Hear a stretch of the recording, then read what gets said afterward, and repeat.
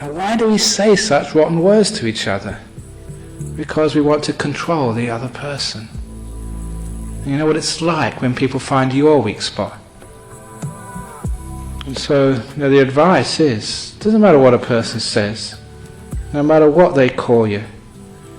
My favourite word of abuse now, because I read this in a book and I mentioned this I think in Malaysia a few weeks ago, was about a person who say, this is a curse from the Middle East. It said, may the fleas of 1,000 camels infest your armpits.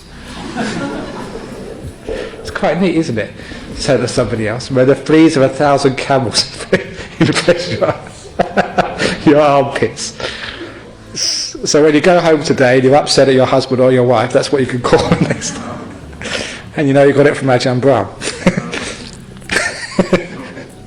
It doesn't matter if someone says that. What are you going to do if someone tries to abuse you with words like that or something worse? Why do you allow other people's words to upset you?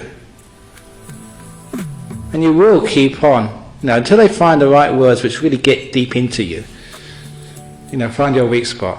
And then they'll use that again and again. So it's great not allowing other people to upset you. Quite often, in the early days here in Perth, people would go around, so they see me dressed in these clothes and say, you're wearing women's clothes, you're not a proper man, you're a girl, go and get a proper job, Hare Krishna, whatever else they say. Because it's great being a monk like this because, you're wearing funny clothes and you're tested out.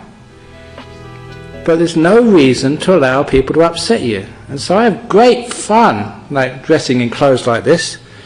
And I remember going on a bus once and just down Charles Street, and then somebody started teasing me. And so I said, I'll give as good as I got. I said, you got long hair, you're like a girl, you should shave it all off like me.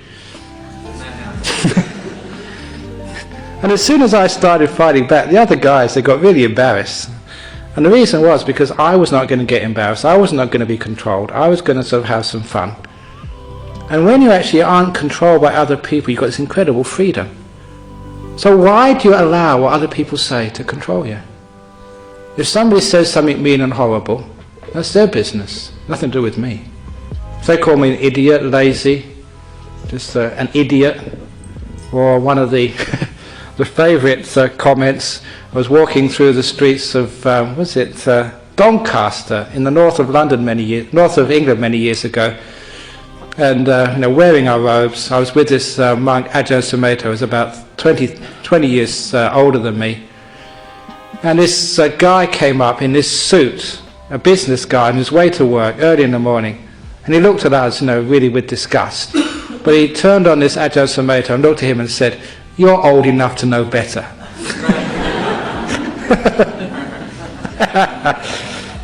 I know I was young enough to be stupid, but this guy, he was 40. That's a great comment. But why do you allow yourself to be upset by these people? And you don't have to. You don't need to be controlled. This is the first place of rebellion. I'm not talking about wearing green velvet trousers.